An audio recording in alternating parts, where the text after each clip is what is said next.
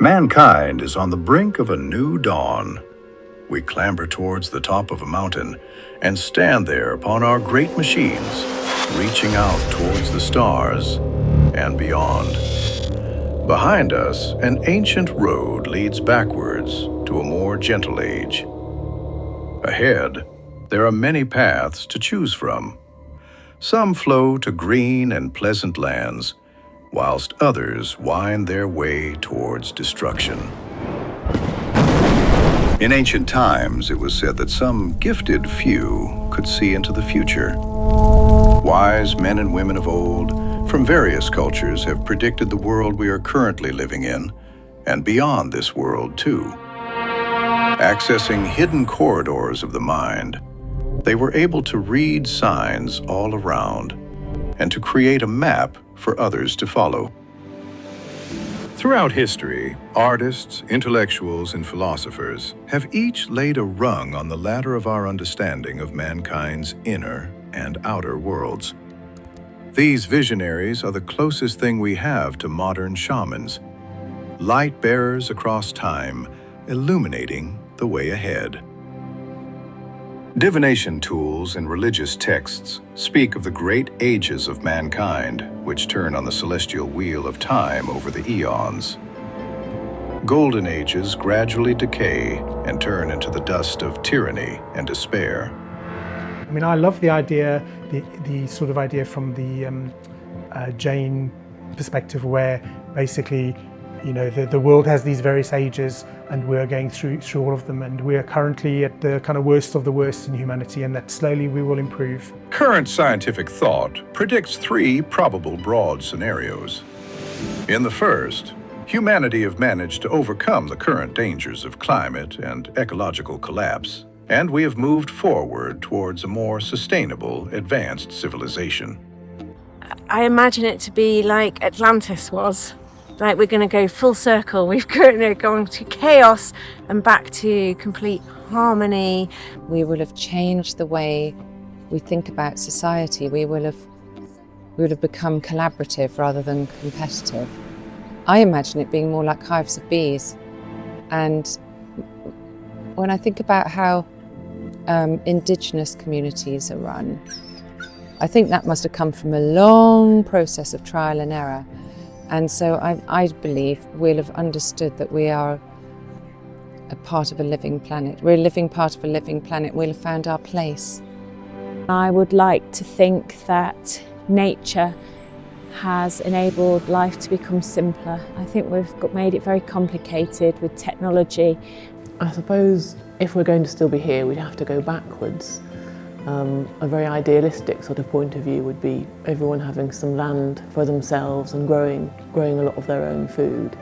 A lot more sort of physical activity, much more physical lives, sort of to keep us fit and strong and healthy. I suspect that we're going to have 2 types of human beings in the future. I think some people are going to go in a particular direction towards technology, and I think other people are going to go in a different direction towards the Earth. The second scenario is a post-biological civilization in which our consciousness is partly or fully digital, and the physical bodies we currently rely on have become optional. Part of me thinks we are just going to become, you know, like the alien. You know, like that typical sort of like spherical, bald, big eyes, huge craniums, just kind of like useless from the neck down, but just insanely intelligent. That could be us. Yeah, I think everything is just going to be kind of at the click of your fingers, which I'm not sure where that leaves us in our jobs. Technologically, it's likely things will accelerate unless we have a huge crash. We know AI and miniaturization. We have, you know, quite powerful computers in our pockets now, but you know, we could only dream in science fiction not long ago. There will be limits as to compute power, the energy we have on the Earth, and you know, how much we can really invest in training kind of models. But I think in some ways that's less interesting, I think, than human nature. We might be able to colonize the solar system by getting a central planet and orbiting cities around that. And if I was a betting man, I say we will have colonized the solar system by 1,000 years' time. So I think the world's going to be much more vast, and as in other planets are going to be accessible to us. So when we think about now traveling to America as a big flight, or Australia, it'll be the same thought, but you'll be going to the moon or Saturn or somewhere else. In the third possible scenario, humanity is in a state of technological collapse and regression. From here, a phase of rebuilding a new civilization slowly begins to emerge. Nature will have taken over. Different animals, hybrids of what we have now, will be very important. Humans will be mainly indoors, what's left.